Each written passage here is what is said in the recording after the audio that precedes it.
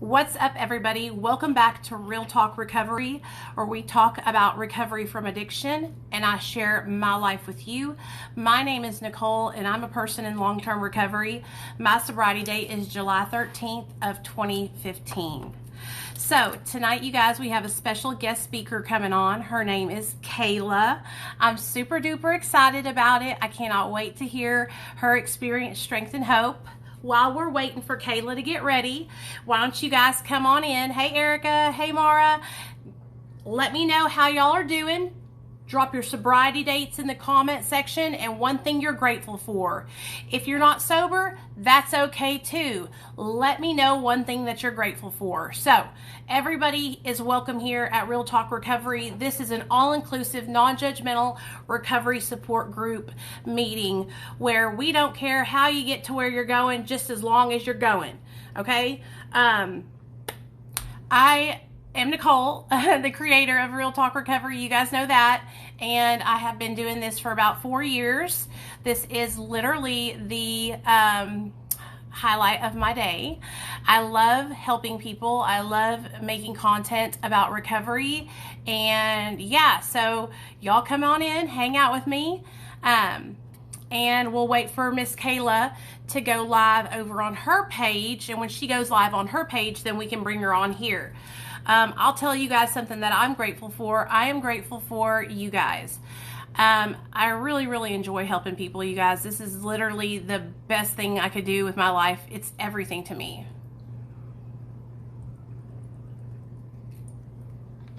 Serendipity, just DM me her number, okay, girl? And tell me a little bit about the situation and I'll call her.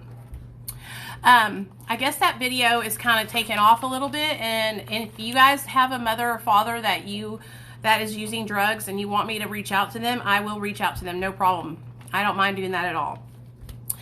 If you guys don't mind, go ahead and share the video so that way we can get all the people in here so they'll know what we're doing. And when Kayla goes live, I'll throw her an invite to join us. Oh, you got to go live over there on your account, girl. So you go live on your TikTok, and then I will send you an invite, and it'll come across your screen, and it'll say Real Talk Recovery is inviting you to go live. That's how you do it. I got to pull this hair up because I'm really hot. Got it? Good.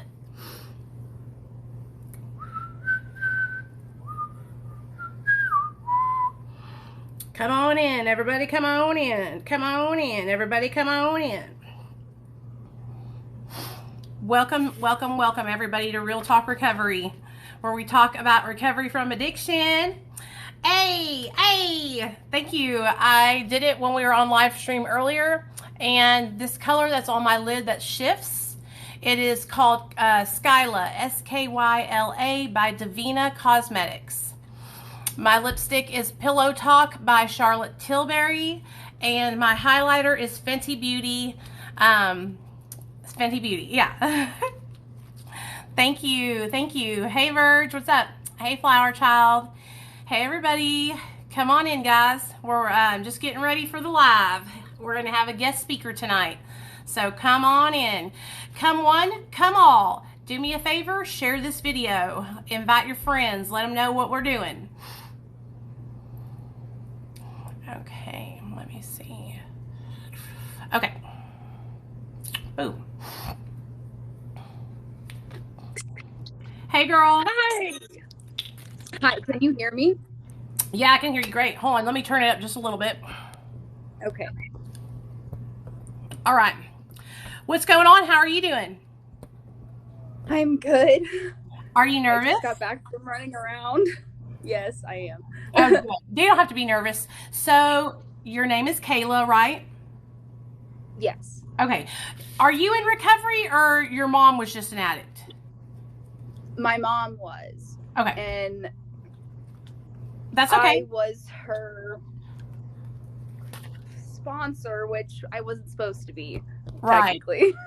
So I watched, so let me go ahead and let everybody know. So Kayla's mom was an addict, and her mom and her went on a TV show called Face the Facts, right? Face the Truth. Face the Truth. But, and So that's good. I like to have people on, not just drug addicts. Like I want to have people on to share the other side of addiction and how it affects the loved ones, you know? And so this Mm-hmm. is how we'll do it. What I like for you to do is tell us what your name is, um, tell us where you're from, how old you are, that kind of thing, and then kind of Okay. share with us what it was like when you were growing up. How was your childhood? How did your mother's addiction affect your childhood? What made your childhood different because of your mom's addiction? And then I'll just kind of hop in and ask you questions. If you know, if I, as you speak and share more, I'll ask stuff and it'll go just really easy like that. Okay. Okay. Well, my name is Kayla. I'm 24. I live in Oklahoma. Um, I don't do a lot. I'm a stay-at-home wife. So, Do you have kids? but no, not yet. But my whole life up until May of this year has pretty much been centered around getting my mom to recovery pretty much. And growing up at about age 5, I knew right off the bat that there was like something wrong with my mom. I don't know if I was mature for my age, but I just remember one night she got like super drunk and she started like crying to me and asking me like why her mom died and all this stuff. And I don't know, from like that point I just knew. And then there was a few like things early on in childhood where like she like neglected me, left me alone, where she like in cars where she go to a house party.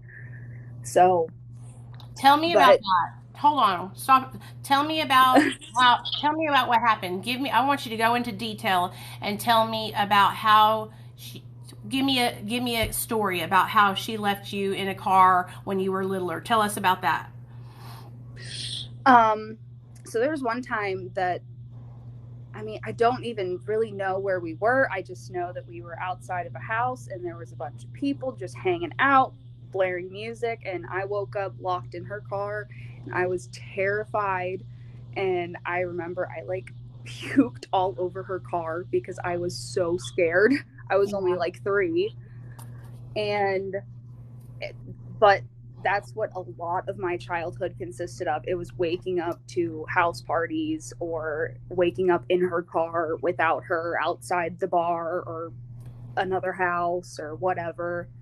But one thing is that she was the best, despite doing that, she was up at 6 a.m. for work every single morning and she did not miss work Did she ever. work the same job the whole time? She worked 2 jobs. She was a bartender at night and a coffee barista in the morning. Oh wow. So, yeah, I I don't know how she did it, but she was very good at she had a very good work ethic, Yeah. surprisingly. Well, But I was the same she way when worked I was on drugs. I worked my she ass worked off. very hard to Yeah. pay To for, yeah, because we were because I always needed getting the money to evicted. buy drugs. Was your mom on drugs and alcohol or just alcohol? Both. Yeah, she had a terrible problem with both. Damn. Um, but really, the those are the only 2 memories from like early childhood that I have of her. Um, because at 6 I went to go live with my dad for Okay. quite some time, and then she told everyone that she met this new man and he got her clean and he was super wealthy. And I was like, oh cool, well, I get my mom back, send me back, Yeah. because I was always a mama's girl. And so I went back and I stayed with her for 6 months and I ended up in foster care, What because happened? she neglected me that bad. She was leaving me home alone. She went from just alcohol and prescription pills to like she was doing like smoking crack. Oh, wow. And she like was taking me to go buy it in like very, very, very scary neighborhoods and just letting like strangers get in the car. She would pull up to street corners. She would pull up to like hookers and be like, hey, do you know where I can get some? Yeah. With me in the front seat. And Were you so, afraid? oh, I was terrified. I knew. I was like, oh my gosh, I'm going to die. At like Yeah. 9 years old, I was like, I'm going to die. And I haven't even lived my life yet. How did people But find out that she was neglecting you? How did you get taken away? I called my dad, and although honestly, I don't know, because when I was put into foster care, my dad was just as like shocked, because my mom twisted this whole story once I got into foster care that she took me from my dad because my dad was super abusive. And which that's a tough subject because it was really my stepmom, but that's a whole nother story. But so it was really hard for I was in foster care for quite some time because it was like, okay, do we give her to the addict or to the someone who's going to abuse her? Right. So which foster care was not fun. That was very scary because we lived in a very rough part of town. What was your first foster? What was the foster parents like? Were they nice to you, or were they mean?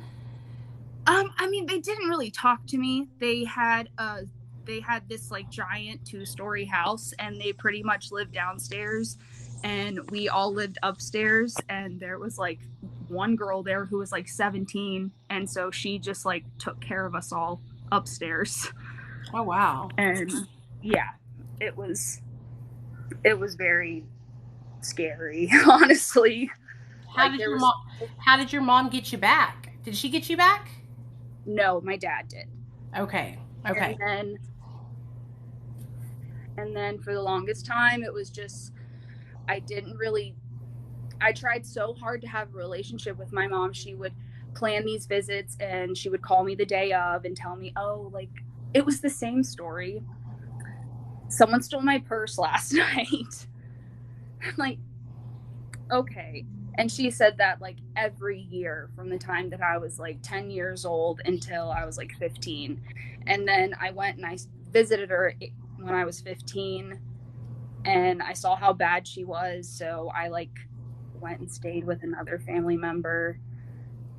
And it wasn't until like I was able to like move out of my dad's house that I really started focusing on, you know, getting her help, I guess. Yeah.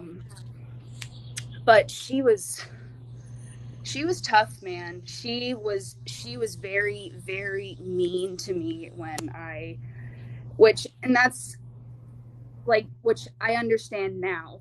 It was not her at all. It was her Right. addiction saying those things. You know, she loved me very much. But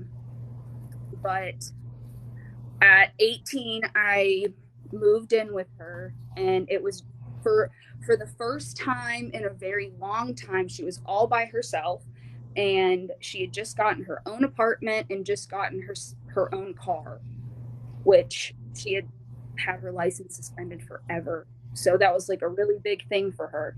Yeah. And so I was like, okay, yeah, I'll move in with you and I'll help you with your bills. And, you know, I'm an adult now. You don't really have to parent me. So, but that was, I still went there looking for my mom, and she took it as like, oh, we're friends. So Your here, roommates. Yeah. yeah. And she was like, here, let's partake together. And I was like, no, that's Yeah. not what, no. Because like I couldn't even, I was prescribed medication from the doctor for my anxiety, and I had to stop taking it while I lived with her because I had to sleep with it under my pillow. Yep. Like she would sneak any time I was in the bathroom, the shower, Anything I had, it had to be hidden or on me at all times. And so I think at that point I started getting sick of it, and I planned to move back to Texas where my dad was. And a week before that happened, she got me arrested. Why? She came into my job and she was super messed up. And I worked at a tanning salon, and she wanted to tan. So instead of calling the cops on my mom, who is causing a pilled out, drunken scene, Right. I just let her tan under my employee package. Oh, okay. Well, I got arrested for that. It was Why? breach of trust. In South Carolina, it is breach of trust with fraudulent intent. And I did it. I just got fired like 2 weeks before this happened, and that was another reason I was moving back to Texas. And so I didn't know I had a warrant out for my arrest. Right. And I think something happened where she tried to take the keys to her car, and she had just downed like a 12-pack of like 12% beers. So Yeah. she was far, far gone. And I was like, dude, you just got this car. I'm not letting you wreck it. And so I called the cops on her, and they were like, oh, well, we have to take you because you have a warrant. Oh, that's some bullshit. And I had to like spend my last like all of my money that I was like taking to Texas to like bail myself out. So that was fun. And I tried to cut her off for a while, but it's my mom, so it never worked because I love her way too much. And that's just one thing I've learned is like I tried so hard. I tried to be her sponsor because I was like, well, I don't get high, so who better than to come talk to someone who doesn't need that stuff. Right. When in reality, she needed someone who had been in her shoes before and who had gotten through it. Yep. But so that is my biggest piece of advice is if you are dealing with an addict, you cannot be their savior or their sponsor or their higher power. And it's nothing against you. It's just how it is. It's how their brain You is. wanted to save your mom because that's your mom. And it makes me sad because like my parents are still married. You know, and I have my mom, she's just a regular mom. But like I can't even imagine not having like your mom to be there to support you or your mom to teach you. Like I remember when I got my first period and I had to learn how to put a tampon in. My mom is the one who helped me. You know, like these are things that you missed out on because addiction had hold of your mom. Did she ever talk to you and like say that did she ever say, you know, like, I know I'm fucked up and I need help, I just don't know what to do? Or was she constantly in denial? I mean, she really, the only time that like she made any effort was on the show. Yeah. And when she was in treatment after, I mean, because even on the show, if you watch, she's in a lot of denial. Yes, that's why I asked that.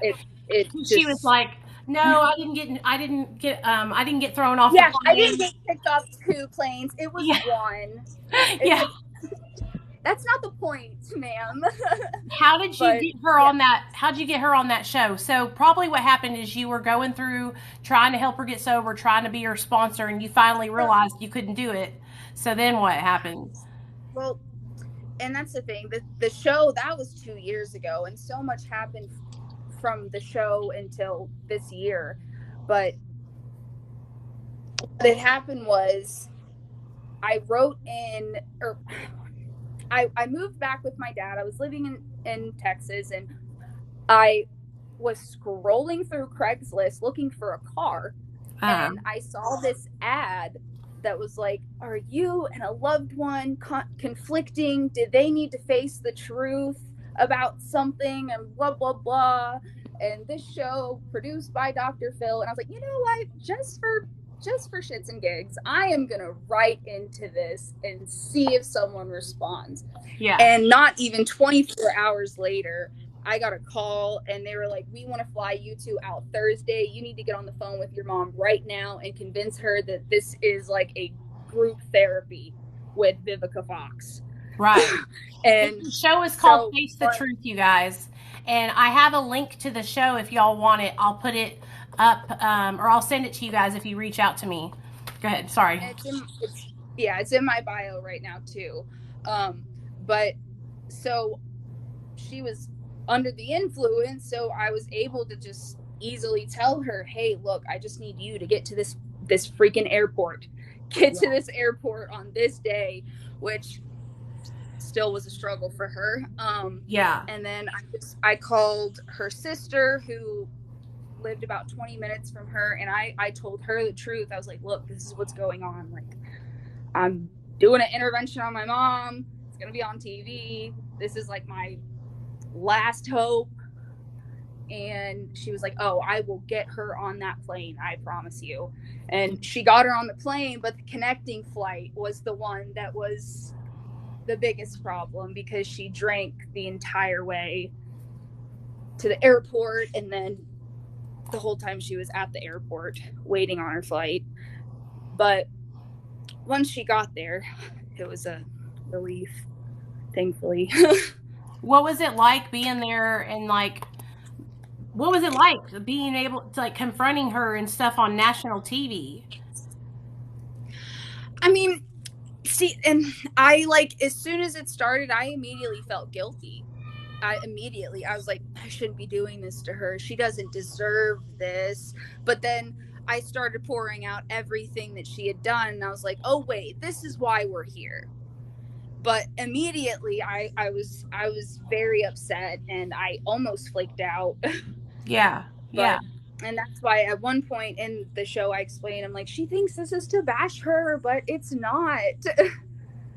But I mean, she went to treatment, and she stayed there for 3 months, and she did great. And then we had a reunion.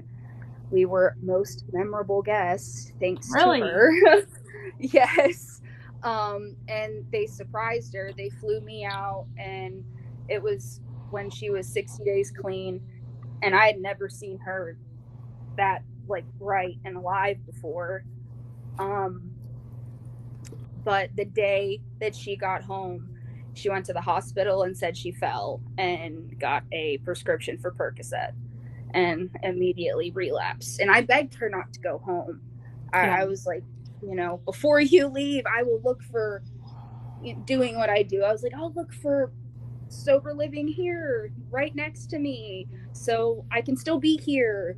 And again, the whole I'll sponsor you. But so I didn't talk to her for a couple months, and then she called me and she told me, hey, look, I want to get clean. And at the time I lived in a 2-bedroom apartment, and it was just me. And I was like, okay, well, I could use the help with rent. So, you know, I don't keep alcohol in the house. There's going to be nothing in this house that's going to trigger you and make you want to use. Right. And so, but she still found her ways. The first week she was there, she got a job at a hotel, and she was doing dinner parties, and she drank all the cooking wine. Yeah. And got fired. And then I started taking her to NA, and it stinks because she had a terrible NA experience, and I went with her. And tell us what happened. They were extremely judgmental, and she tried very hard to find a sponsor, and the one that she claims was her sponsor, I don't call her that, because she didn't help my mom at all. She insulted my mom. Anytime my mom did something, hey, look, I messed up, I drank last night. Well, then why are you coming to NA? Why'd she do that? That's Because not helping. because exactly, because how like the book says, alcohol is a drug, period. Right. Mm-hmm. Yeah. So that's how my mom treated it, because alcohol triggered her to do other things Right. all the time. And so anytime that she would just drink or something, well, you don't need to be here, you need to go to AA.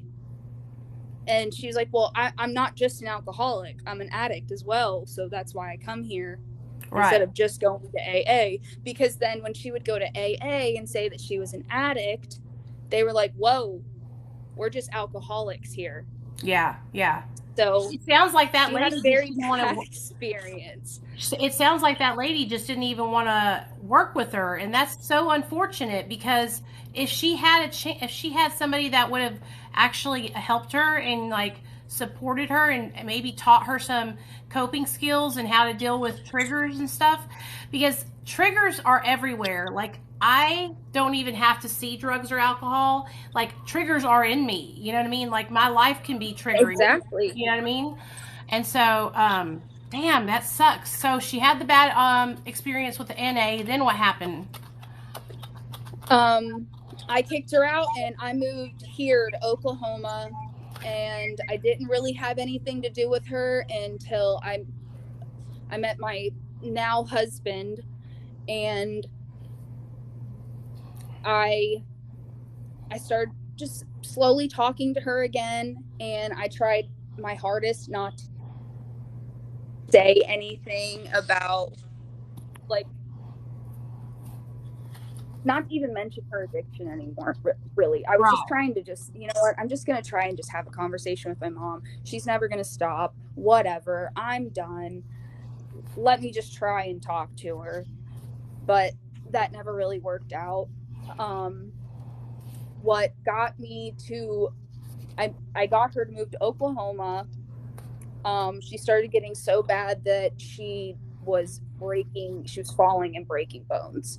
She fell and she cracked like 3 of her ribs, and then she broke her ankle. And once she broke her ankle, I was like, listen, you need to come here and you need to get away from, because she was living with someone who she sold pills to. So, it was just terrible for them to be together. And I was like, listen, just come here, be by yourself. You don't know anybody here. We live about 3 hours away from where she was living. And, she told me, she was like, yep, I'm ready. I'm done living like this. I've been living in a bedroom for the past year and a half, just sitting here drinking and doing pills, and I'm done. Yeah. And during that time, she had lost one of her friends to fentanyl.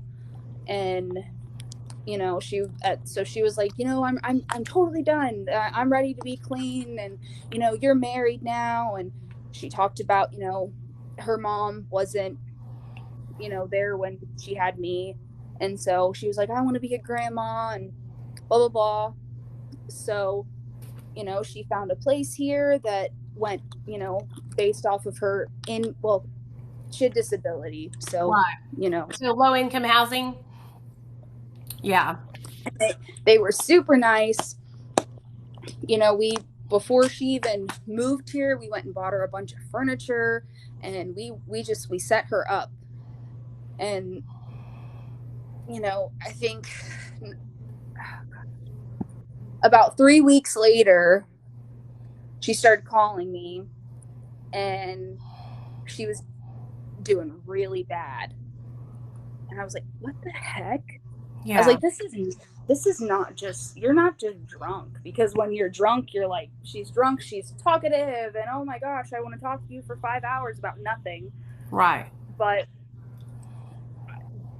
I couldn't understand her, and she was calling me at like 3 o'clock in the morning, just like, hi, I don't know what to do, but anyway, okay, yeah, call me, bye.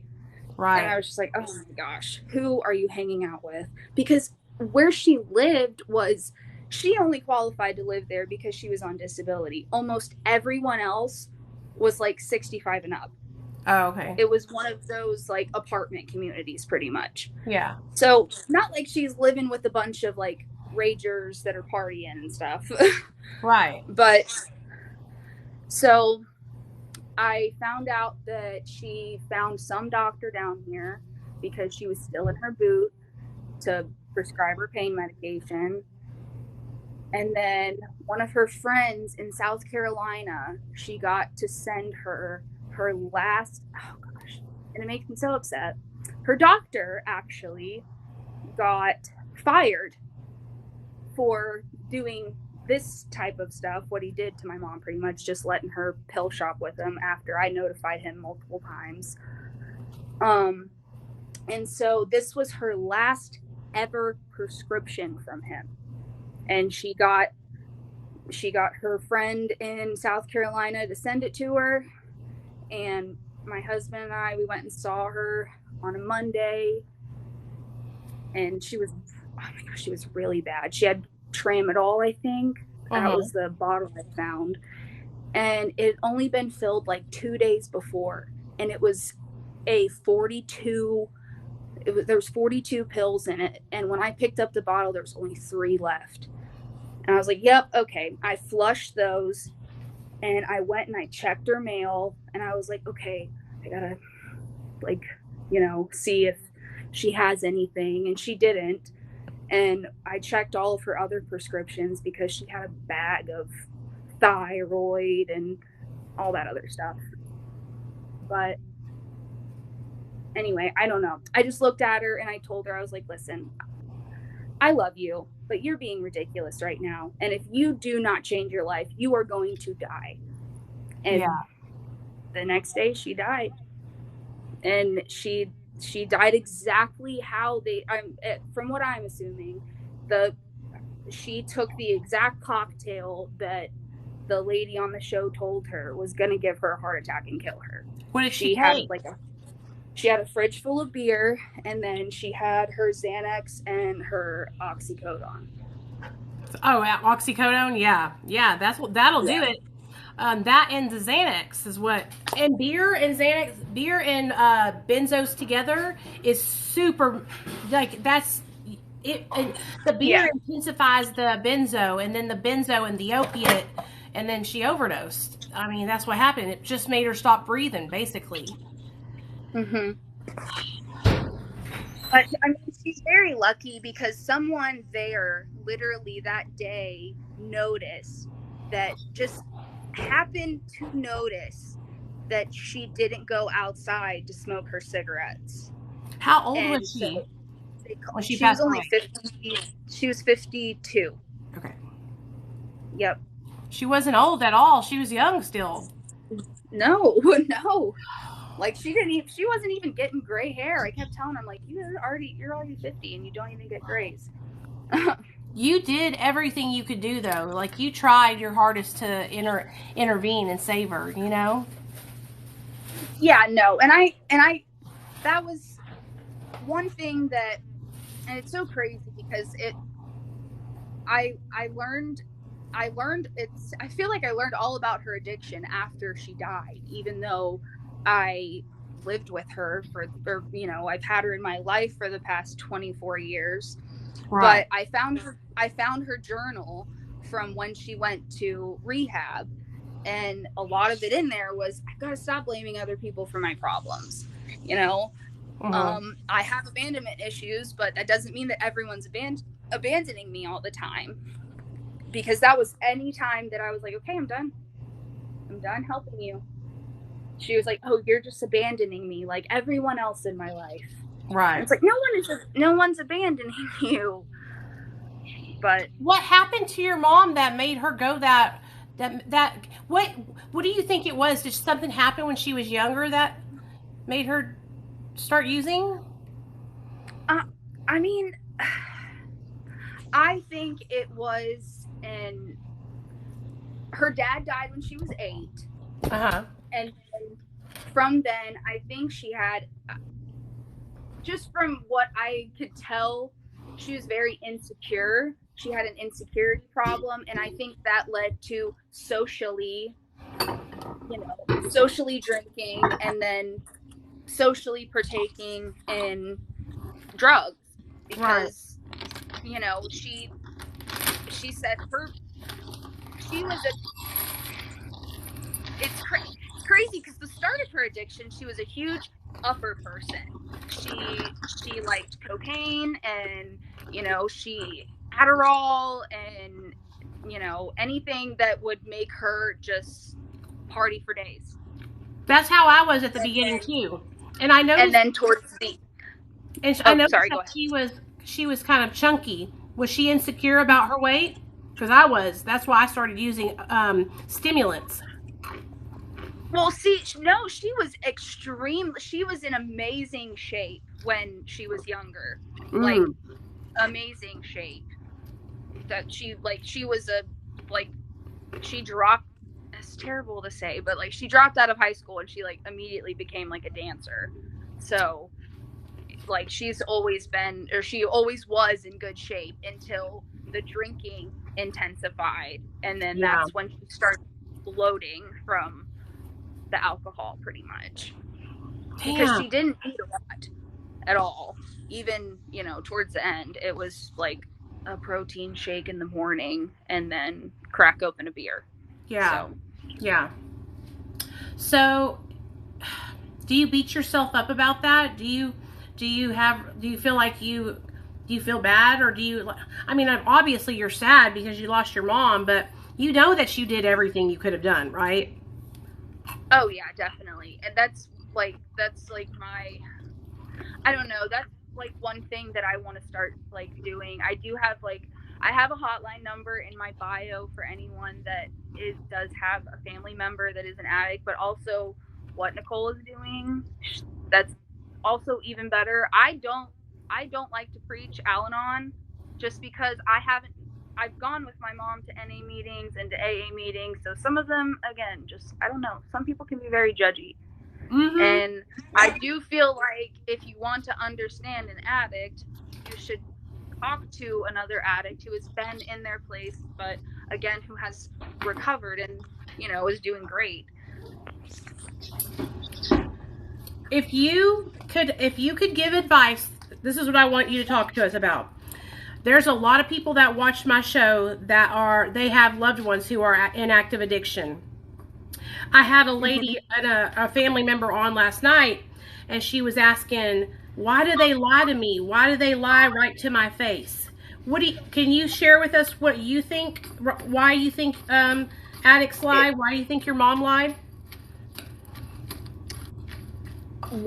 it's embarrassment. It is 100% embarrassment because Yep. you were calling them on their bullshit. The day before my mom died, back to that prescription, I looked at her and I said, "Mom, I said this was filled 2 days ago and this says quantity 42 and there is only 3 left in here. You Right. do that math, ma'am." I was like, that is not right. She proceeds to make the biggest scene. She puts on her reading glasses. She snatches it out of my hand. And she sat there for 5 minutes reading that bottle. Yeah. The numbers were going to change for her. And Yep. I was just like, it's, hey, you know what? I don't care anymore. I don't care anymore. It's not that they're just, I think it's embarrassment. Yeah. One, It's guilt. that It's they aren't embarrassment and shame. it's and yeah there it's because oh whoa, people don't normally call me out on my stuff, hold on a second. So that's all it is. If And that's one thing that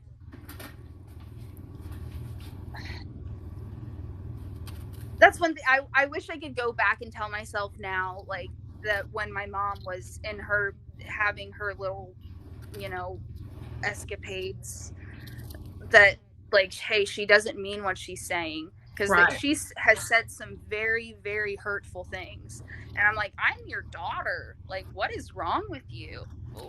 I And promise it's you, it's she didn't not mean it. her.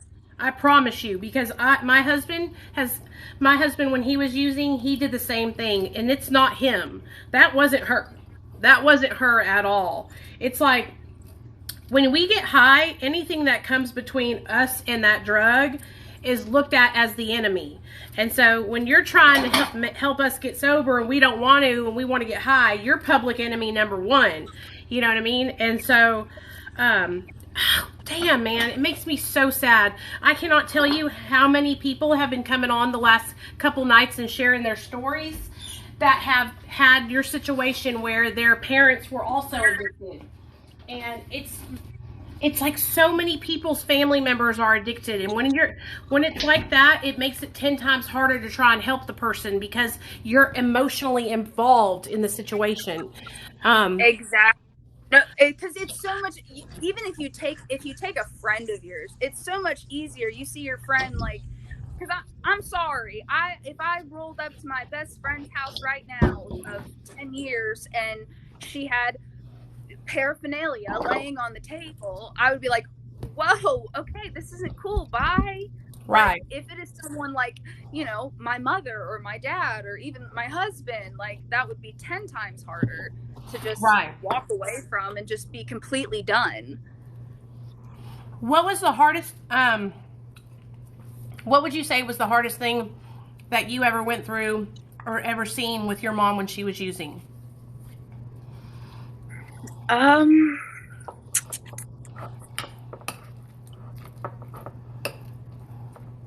Oh gosh, there's so many different stories.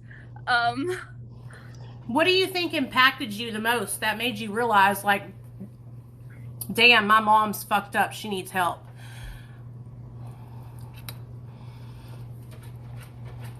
Because I know when you were little, I mean, just being a little girl and having her leaving you behind, what about seeing all the other kids' moms taking care of them? How did that affect you? Yeah, that was rough. And again, I didn't have my stepmom was terrible to me. So I never had a mom in my life ever. Right. And then as soon as I did get to live with my mom and hang out with her, she was just like, oh, well, you're 18, so you're my friend. And, we never got to be mother and daughter pretty much. Right. Were you jealous of the other girls in school and stuff because they had their moms? No. I mean, not really. I was dealing with a lot of bull crap at home from my stepmom. So I literally... What was your stepmom doing? She was beating you? To say the least. She was the worst, honestly. Why? Because it really stinks because, like, when she first got with my dad, things were great. She spoiled me, and anything I wanted, I got it. Until her and my dad got pregnant with my brother. And so once she realized, like, oh, whoa, you're someone else's kid, this is my kid, so you're kind of like the extra person right now. But which, shame on her, because like she knew about my mom, and she constantly tried to talk to my mom too, which my stepmom never dealt with addiction, so she had never even smoked a cigarette, so she was like not the person for my mom to be talking to, and especially your ex-husband's new wife. But I don't know, my stepmom, again, she made it. I always had her and my dad in my ear telling me to leave my mom alone, and that they're not gonna, that she's never gonna change, and if you want to keep trying to help her, you're just gonna end up just like her. You're gonna be just like your mom. You're gonna be just like her. And so, which I don't know, that I guess that made me want to go be with my mom even more. So, but I was always fighting to be with my mom. Did you ever do drugs? I have tried. I have my medical marijuana card. I live in Oklahoma, so it's legal medically, but because, again, I'm anti-pills because of what I saw happen to my mom. And when I was on my anxiety medication, I was on like the very lowest milligram of Klonopin, like once a day, and it was nothing to even make me like drowsy or anything. But you So don't have like that addiction personality like your mom did. You no, don't. I don't drink. I don't like. Yeah, I'm a When you loser. took your when you took your benzos for your anxiety, did you want to take more? Did you have a feeling that made you feel like you wanted? See, do you see how No, and your mom had the even disease? when I, You yeah, don't. It that's skipped you. exactly. It skipped over Yeah, you. exactly. Thankfully, I Yeah, mean, not. yeah. I'm glad there was not two addicts trying to deal with each other, because oh my goodness, that would have been a, a shit show. But and again, I feel like if I hadn't been I was one of the only people in her lives that literally was clear headed. Everyone Right. around her was using, and so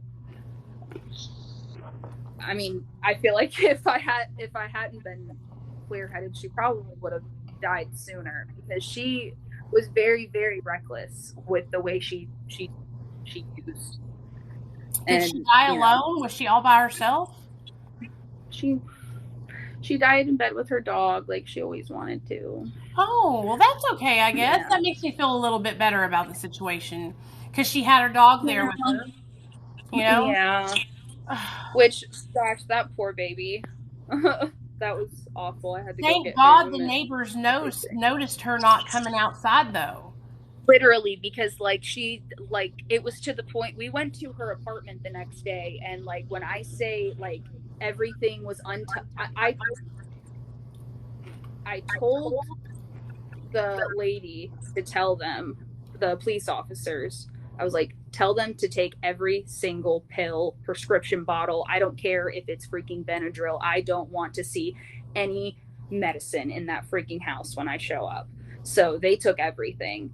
But when I say like her sheets were clean, like she's very blessed that she didn't sit there forever. I know. Because another thing was that I was like, I gone to see her the day before, and what really sucked is when we moved her in, she was so clear. She was like it was a perfect Because day. she had, like, what, She 60 was days sober? No, that was, again, that was like 2 years ago. Oh, okay. This is she has been actively using and drinking for the past, or had been for the past 2 years. And then it was like April 8th of this year, we went and picked her up at the airport, and she was perfect. She was completely clear-headed and sober, and I was like, wow, okay, yes, all right, she is ready to do the damn thing. Let's get Yeah. it done. And we, again, because she had to interview with the apartment people, she had to like go sign paperwork, and that was another big thing I was worried about, because the last time that I had picked her up at the airport, she was completely gone, and when she had gotten out of rehab. And so again, for the first 2.5 weeks that she lived here, she literally moved in April 8th, and she passed away on May 4th. So she wasn't even here for a month. Damn. But That's fresh. Like, that just happened a couple months ago. yeah, I'm literally still waiting for her toxicology reports. But I mean, no one has to really tell me. I had to clean the beer out of her fridge, and her friends reached out to me and told me, hey, listen, we sent her these because she told us that they were her, which it was a prescription for her. So that's why. And like, one of her friends, like, I was like, hey, you are completely innocent in this. My mom literally just told you to send her prescription. Right. Because when she was around that friend, she didn't act like she was messed up. How was her doctor prescribing her with her being an alcoholic like that? They didn't care.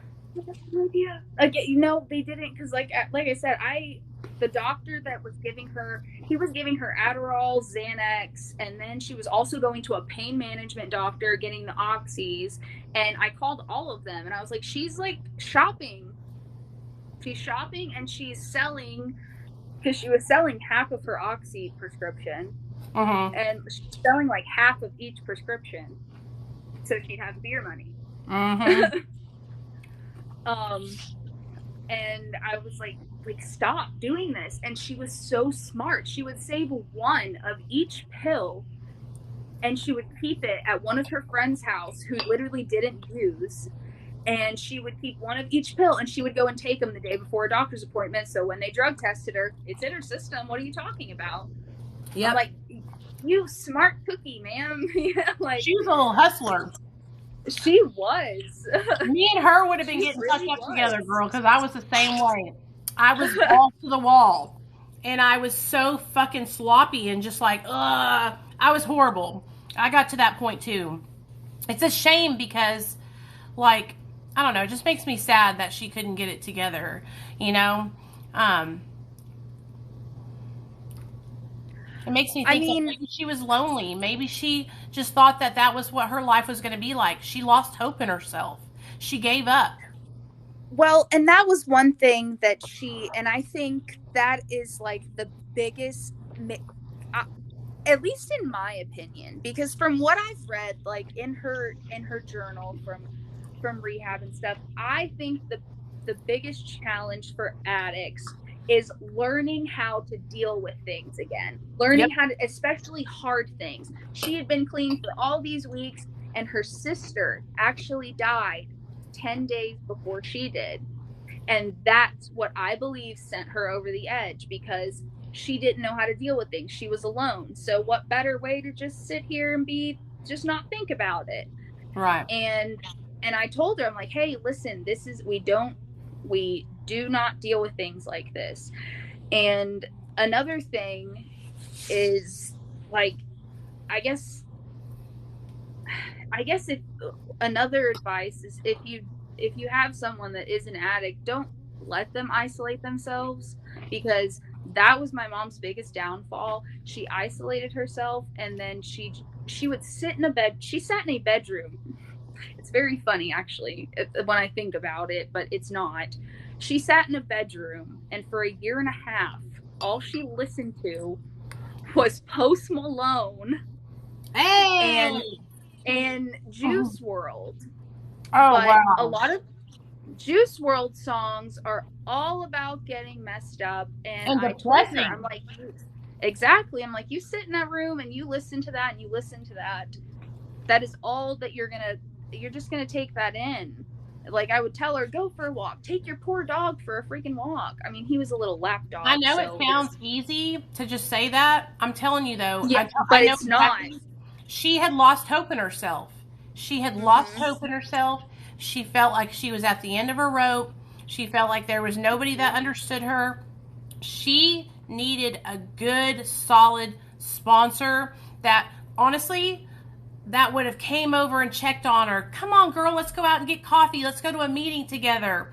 Yeah. Like, really invested time in her and in helping her and building her up. And I don't think people understand, like, helping addicts, it's a job. It's a full-time job, helping people change their life. And you can't just give up on them when they relapse, because that happens a lot, you know? But if you're not ready for that, like to the sponsor that, I think the sponsor that tried to sponsor my mom and was giving her such a hard time, she was dealing with her mom had just got put in a nursing home. And I'm like, well, then take a step back. Like, try and help my mom find another sponsor. Right. But and that was another thing that I remember my mom said all the time was, like, I can't even look at myself in the mirror. I don't even want to look at myself in the mirror. I don't want to go out. I don't want to do anything because I can't even get ready, because I can't even look at myself in the mirror.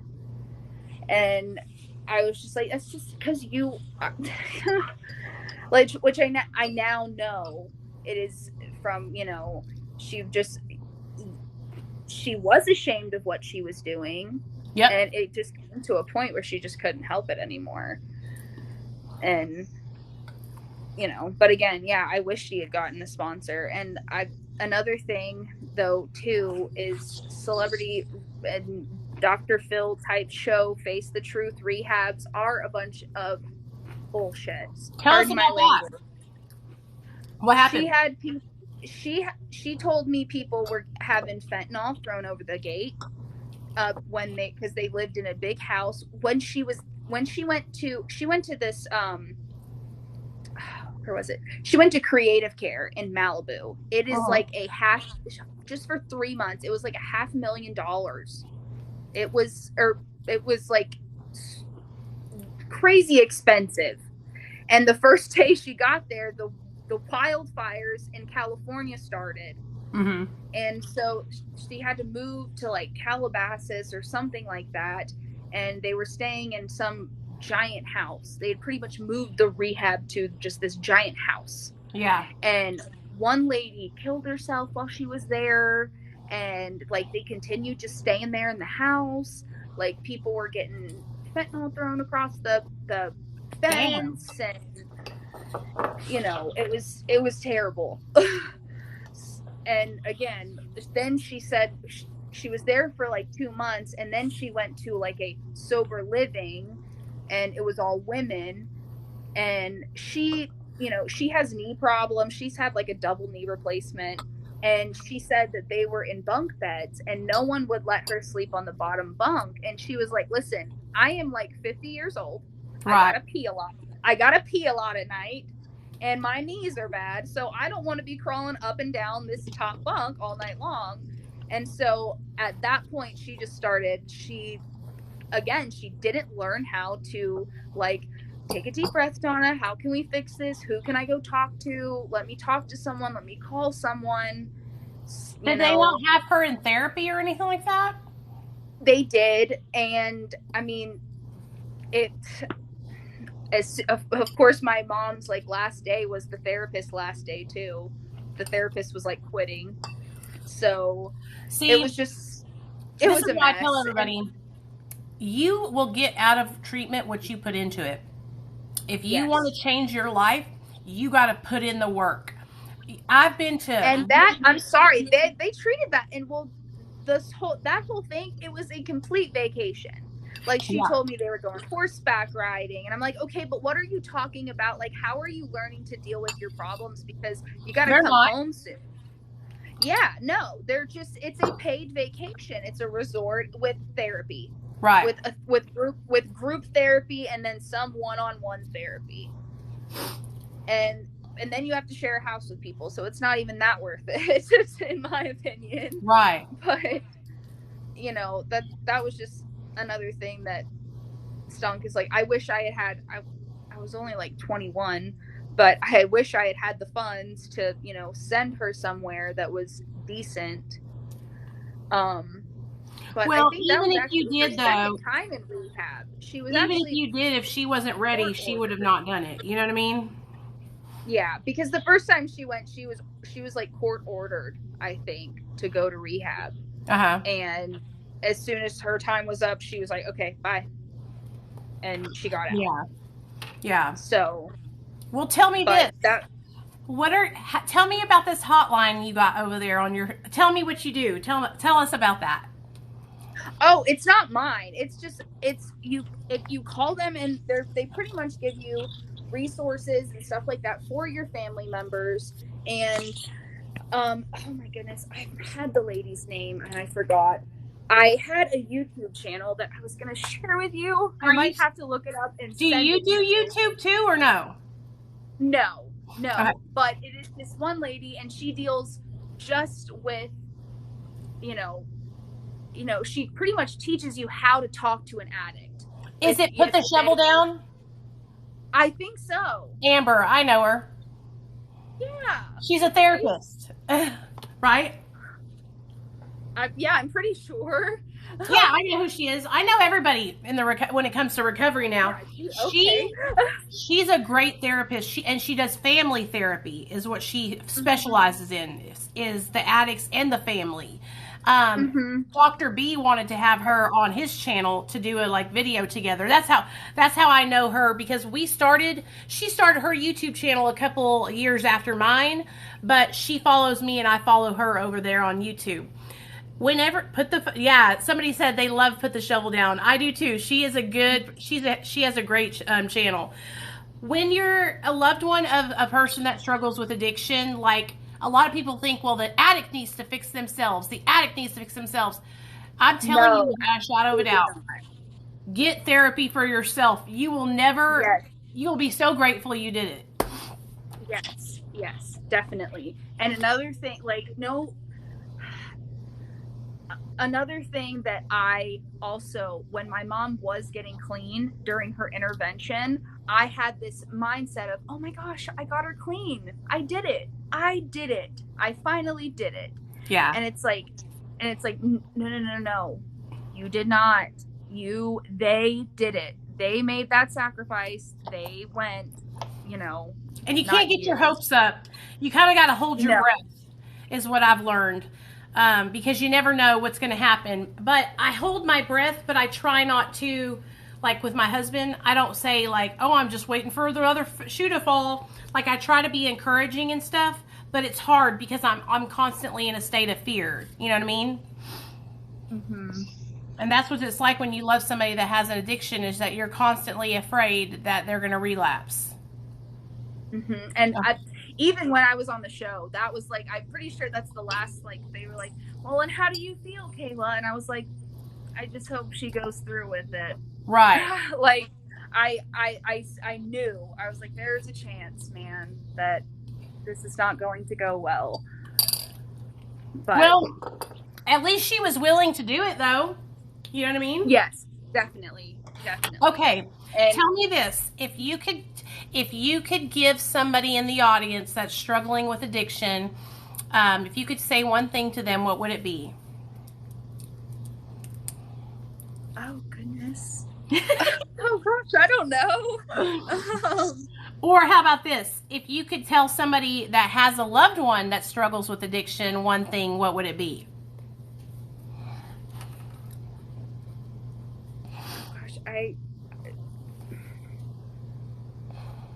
So many different things. If you go with the detach method, detach with love. Yep. You do not,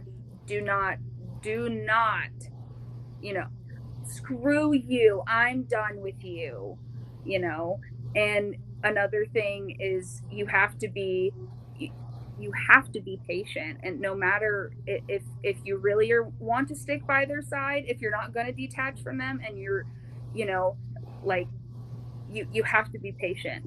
And one thing that I am so grateful of is the last day that I saw my mom, besides me saying, ma'am, this, which I said that in a very calm manner when I called her out on her pill quantity, right? But for the first time ever in my life, I did not cuss her out, because I'm telling you, I have said some mean things to her, because she throws them right back at me, like, oh, I should have never had you. And it's like, okay, whatever.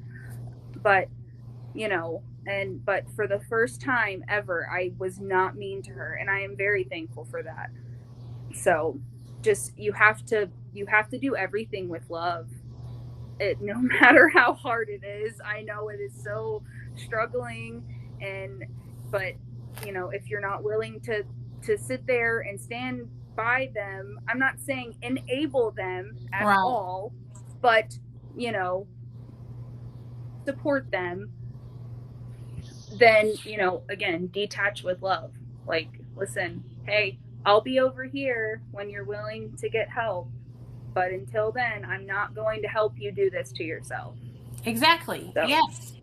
That's great. That's what I say too. My mom, she went to Al-Anon, and whenever she started, they kicked me out and everything when I was in my addiction. That's what she told me. I'm detaching from you with love. And I was like pissed as hell because she was kicking me out. I was like, what do you mean? You don't love me? It was horrible. I was so mad at her. Ugh. Anyway. Thank you so much for coming and sharing about about your mom's story with us, and just being so authentic and being honest about what happened. I want you to know, like, you didn't deserve any of that. Like, you are. It makes me very sad, and that's why I want to try and help as many addicts as I can, especially people that have children, because I don't want people to continue and be in your situation where they weren't able to have their parents because of addiction. And so if we can be like kind and compassionate and open-minded and non-judgmental, then we can help more people. You know what I mean? Yes. And that's another thing that I hate, if you are trying to recover, then it's good for you. Point blank, period. Yeah, it doesn't matter how you do it. Not trying, exactly. Like, that's, and because I tried for the longest to get my mom to go to marijuana. I was like, hey, look, it's this kind of the same feeling as this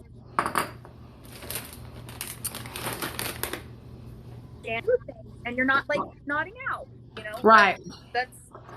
But again, everyone has to recover in their own way and on their own, and we are not to judge anyone as long as they are recovering and doing. I mean, we're not to judge anyone, period, honestly. Right. So what I'm going to do is I upload this on my YouTube channel, just so you know. I will tag you in that video also, so people from my YouTube channel will be able to find your TikTok account. And then everybody on Real Talk Recovery, if you guys could please go over and follow Kayla, so that way she has us to support her in her journey here on TikTok. What are you at? How many followers do you have right now? 10,000?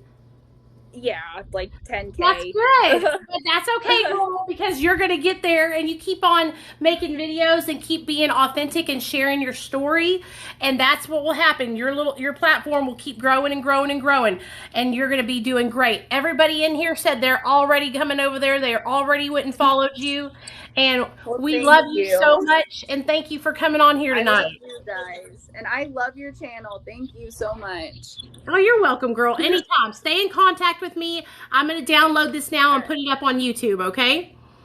Alrighty. All right. Bye, girl. All right. Bye. Whee! Boom, chaka, laka, laka, laka. Okay, guys. That's Baby Dunk. For You I Dig. That's Baby, B-A-B-Y, Dunk, D-U-N-K. Like da-dunk, da-dunk. So I'm going to download this video and put it up on my YouTube channel. Give me 2 minutes and I'll be right back.